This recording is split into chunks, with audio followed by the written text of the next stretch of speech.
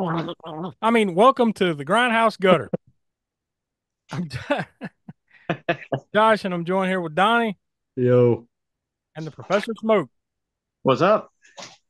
And the gimmick here on Grindhouse Gutter is we let the professor choose, a movie that would have played in the grindhouses of the 70s and 80s, the drive-ins, just the cheapest B movies. You get the kind of thing that we talk about here. So, what have you brought us this month, Professor? Yeah, we're gonna. It's been a little while since we've been dipping into the Italian side of things. I think, right? Or at least it's certainly been a little while since we dipped into Lucio Fulci. So going to 1982's The New York Ripper. Yeah, I And, think the last time we did anything even close to this would be 2019 after the fall of New York or Zombie. yeah, Zombie being the only other Fulci movie. I think that might be the only Fulci movie we've done. Period on the podcast as a whole. I think so. Yeah, we haven't done any on the podcast proper yet. You're right. I'll have to remedy that soon. And this might be the one because, boy, I think this was a hoot. You know, I thought I had seen this before. Boy, was I mistaken. I I had not seen this before, and then I realized that about 10 minutes in. Yeah, I didn't want to. Well, when we were talking offline or whatever about these, I think I was asking, "Oh, have you seen this? Or you seen it?" You said, "Yeah, I think I've seen it before," and that was all it was. I was like, "Maybe you haven't seen it," because I didn't want to give anything away in case you hadn't seen it, or talk about anything, certain things if you haven't ever seen this movie. And by the way, we're usually a spoiler-filled podcast, but on these Grindhouse Gutters, we try not to give away too many spoilers. So we're going to try and talk about this movie without giving anything away, such as the killer, for instance, because it is a giallo slasher type movie. So it is a whodunit sort of thing. So we'll try not to give any of that away. Yeah, I mean, I think there are certain things though that we have to talk about, like Yeah. as far as the killer himself or herself in this movie talks like a duck over the phone. It's like it's kind of like a weak Donald Duck impersonation. Mm, Yeah. yeah. It's you know, and I don't know what Fulci had. This isn't the only movie that he used a duck, let's say, as a reference in, or even Donald Duck in. So I don't know what the connection with Fulci and Donald Duck was, or ducks, or whatever. But there's also a movie that he did called "Don't Torture a Duckling," which is a giallo film from the '70s. If you're looking for gore, I mean, like I think he delivers here as far as like your expectations are. Fulci is doing this, so there's going to be some good gore, and I think if nothing else, this movie delivers on that, right? Yeah, and it's right in there where his sort of peak, I guess you could say. I mean, Fulci had been directing since the late '50s, I believe it was. On Grindhouse Gutter, you give your Grindhouse Gutter rating, which is a 0 through 10 rating of where this kind of falls. Like, it's grindhousiness is the term we usually kind of use, just all the elements that go into a good grindhouse flick. And then, of course, you give your 0 through 5 star rating, which for this one, it's a horror flick. So you're going to be giving out cleavers. But to mention the reason I set all that up now is to say that to me, this one really feels like one of the more grindhousey movies that we've talked about here on the gutter. Oh yeah, definitely. And we covered Cannibal Holocaust and Zombie, two more staples of the Grindhouse, and this one though has a something that wasn't necessarily maybe in those is one of the things that I love too about movies in general that do this at that time period is they actually have footage of the Grindhouse on 42nd Street and Times Square because the movie is of course set in New York. It's New York Ripper. It's mainly set around the Times Square area, and so you get Fulci went out there with the crew or whatever and shot. But really a lot of that footage has no meaning to the movie. It's not like Taxi Driver where I love that movie too, and it's the same thing. It's New York and it's Manhattan, Times Square, and the 42nd Street grindhouses. But it kind of, it had more of a role to play in that movie. And this one is just Fulci saw, he loved that setting as well, so he just took the camera, out there and Yeah, I shot mean, 42nd it Street. literally looks like they just walked up and down the street a few times and Yeah, then drove up and down the street a few times and then just used that for cutaways and uh throughout the entire movie. I mean, it's multiple yeah. times.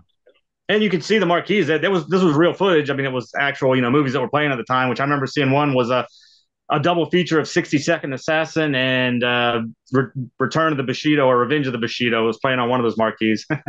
And I mean, you can, I love that whenever people put that in their movies, that's that ups the ante for me as far as just my visual aspect of the movie. And bonus points for it being a grindhouse movie shot in New York, where you're showing the marquees where this movie was probably going to be playing a couple years later. Yeah. And for Italian flicks that weren't known for necessarily the best stories, this one's Mm-hmm.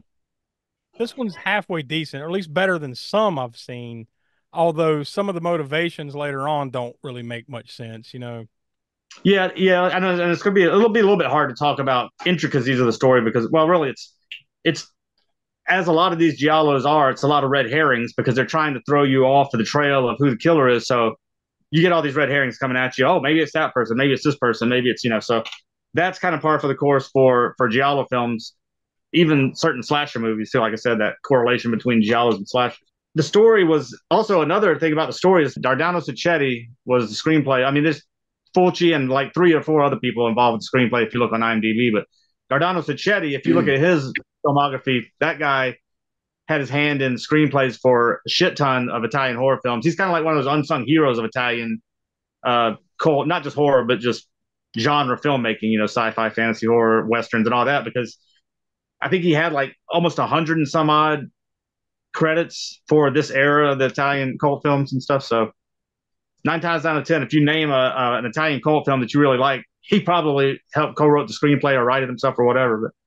And speaking of that, while we're on that subject, this era of Fulci, which is kind of like I said, that peak era from about late 70s into throughout most of the 80s, at least into the mid to late 80s. He had like a team, you could say. The reason why a lot of people love these movies, and they might not even realize why they like the visual aspects on all these, and they're that similar, is because the key players, when it comes to the look of a movie, of course, the director of photography, and the editor. So this movie had the same. Well, this particular movie, New York Ripper, didn't have the same director of photography, but it had the same editor, Vincenzo Tomasi, who edited all those movies from like The Psychic, Zombie, House by the Cemetery, City of the Living Dead, The Black Cat, all those peak era Fulci films. He edited, including this one. I can't remember right offhand. It's Luigi something, the cinematographer, which he did a fine job with this movie. But that cinematographer that did Zombie and all those other movies I just mentioned that Vincenzo Tomasi edited was Sergio Salvati. So that triumvirate, Fulci, Sergio Salvati, and Vincenzo Tomasi, definitely is the reason why those movies look the way they look, why they, also the special effects, the gore effects, of course. Gianetto De Rossi did some of those, I believe. But really, that style of film, Fulci, Sergio Salvati, Vincenzo Tomasi, you pretty much credit them for all those classics in the 80s right there that Fulci put out. Except, like I said, this movie had a different cinematographer, but he did a fine job, I think, of capturing like you said, that ambience of New York at the time in 1981, probably when it was shot. I had actually seen this, and it was a long freaking time ago. I was actually visiting my cousins, and we had watched bits and pieces of this. I did not remember a certain scene, but yeah, there's probably, I think, the scene you're talking about, and there's a reason for that, because that was that video I showed, that VHS copy here, Vidmark, whatever, that it wasn't in that back in the day. That they took that. I'm going to call it the toe jam scene, the toe jammer scene. Yeah, Silver Toes. Yeah, Silver Toes there was edited down, if not completely removed. I haven't this particular VHS I haven't watched in a while, but I usually watch it now on the DVD because it's uncut that way, or on the streaming services. I think it's the same, remastered version or whatever. There's so much in this movie, and that's a good example of it that just kind of comes out of left field. I mean, I guess they're telling a story, in pieces. Like you're following certain people around, and most of it's just a storytelling device to, like you said, red herrings. There's really a lot of it is, because really in the end it serves the whole thing with her, the one that gets toe jammed, right? And right, like it really has nothing to do with anything, really. Other than the fact that they end up becoming victims later on. So I mean, like, well, we also said that we weren't going to give it any spoilers. Yeah, and I'm trying my best not to, but like some of the stuff's too good. Like I'm telling you, we need to do this on the podcast. Yeah. Yeah, that's one of the things because I could go on about this whole thing, but we only have about 15 minutes that we usually do take for the Grindhouse snippet of this out here. So yeah, this is one there would be a ton of of banter and background information on you. So with that being said, we can go ahead and get your ratings. What's your gutter rating for it? So yeah, the Grindhouse rating on this one, like I said, if you're watching the uncut version, which these days, unless you have the VHS or whatever, you're probably or somebody or a VHS dubbed somebody put on YouTube, you're probably watching the uncut version. That one is the one to watch though, and that one is the one that I would rate a 10 on that, you know, ground the gutter rating on it. Just I totally agree. Like this feels like a Grindhouse movie. You know, like yeah. Even the fact that you're seeing the grindhouses in New York and everything in the movie, from that all the way up to everything that happens in the movie, this just feels like a grindhouse movie.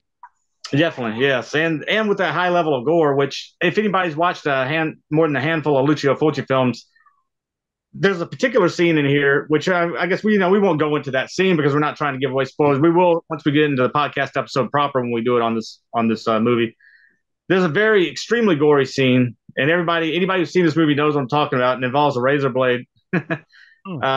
That scene, and it also involves Fulci's trademark eyeball violence. That's not giving anything away. If you've ever seen a Fulci film, you know there's going to be some sort of eyeball something. Whether it's going to be, most likely it's going to be violence, but a lot of times it'll just be a zoom, a quick zoom into somebody's eyeball for no reason or whatever.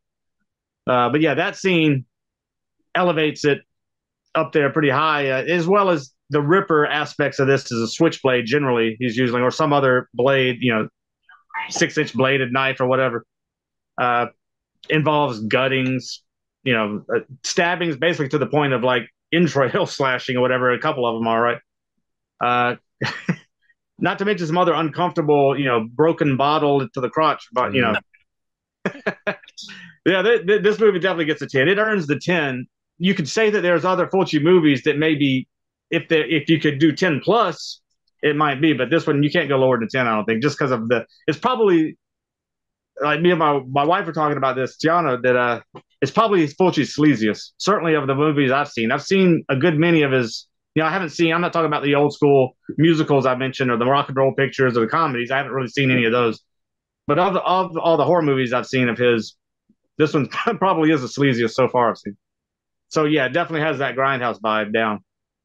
So how many cleavers do you want to give it in the end? Cleavers, I don't hold this as in high regard as I do Zombie or the other ones I mentioned, as far as City of the Living Dead, House by the Cemetery, and there's probably one more in there. Like Zombie, City of the Living Dead, House by the Cemetery. I probably like it about as good or better than Black Cat, which was another one from that period, and definitely like it better than Manhattan Baby, which is one of the weaker ones of his movies from that peak 80s era. So I think I'm going to go with it still delivers the goods, though. Definitely delivers the goods. With it being set in New York in that Grindhouse era and showing all those Grindhouses too, like I said, for me, that personally ups the ante a little bit on these. That even boosts my rating at least a half point just for showing Grindhouses in New York in the 80s, right? So I'm going to go with a 4 on this one. Yeah, that's kind of where I was thinking in my head. You'd probably go around a 4, 4.5, something like that. Yeah, it's a great flick. I highly recommend it. Of course, Professor, he laid it out for us, so he's going to recommend it. I think we all do. It's if you're a fan of this type of flick, then this is one I think you can really enjoy. You can sink your teeth into this one. Yeah, the only thing that puts people off about are people that maybe aren't into Fulci, they're just cursory into him or whatever, is the duck thing. We've already talked about it, the duck voice. That throws some people off. They're like, people have stopped watching him once that part comes on because it's just they find it just too ridiculous, I guess, at that point. But it's Fulci, and it is a quirky thing, but if you go with it, just go with it because there is a little bit of payoff with it. It's not there for no reason. Like they do make it make sense in the end. True. They're just know that we're not giving anything away. Just know that it will make some sense. Yeah. And if nothing, watch it for Francesco De Masi's groovy ass soundtrack. And then I would also add before we tap out here, this is probably one of those movies you want to watch with a group of people. This feels feels like a group viewing type of flick. It might get a little weird with the toe jam scene comes on, but it'll be funny. Not only It'll that, be one, there's a few scenes that might get a little weird. But yeah, that's what makes it fun. So yeah. we recommend you check it out. But what before we completely check out though, what are we going back to the gutter with for next month? It's been a little bit since, well, overall, I've probably done less of the exploitation genres. And exploitation, there's a bunch of different subgenres when it comes to exploitation and for grindhouse films. So we kind of lump them all together in just exploitation. So it could be sexploitation, it could, meaning like women in prison type movies or that type of thing, or it could be black exploitation, it could be Nazi exploitation, any type of I mean, really though, honestly, people could say, well, all of these movies are exploitation. Yeah, but there's a difference, I think, but at least for our purposes of putting these movies in categories. So I'm going to dip back into exploitation. I think I'm going to go with we did Abby, right, a little while back. The latest one, yeah. Yeah, that was the latest. So why not dip back into the black exploitation genre and we'll do Superfly. How about that one? Nice. Nice. It's been a while since I've seen it too. So yeah, I mean, it might as well go to that's the granddaddy of black exploitation movies. Well, besides Shaft, those two are probably the ones that if anybody's ever seen one and they've only seen one or two, that's probably the one or two they've seen. So might as well start there and then we'll branch out some more. We've already had Abby on here, so this will be the second one. Well, there you go. That's the way we'll celebrate the month of April here on Grindhouse Gutter. So for Will and Tiana, Donnie, Professor Smoke, I'm Josh. We are the All American Spookshow podcast, which you can get every Monday at 6 p.m. East, right here on the YouTube channel and also wherever you get your podcast. And of course, as we always like to remind you, stick around here on the YouTube channel for all the other cool series that we do, including Video Vortex and Hammer Horror in Order every month. So we will talk to you next month for Superfly.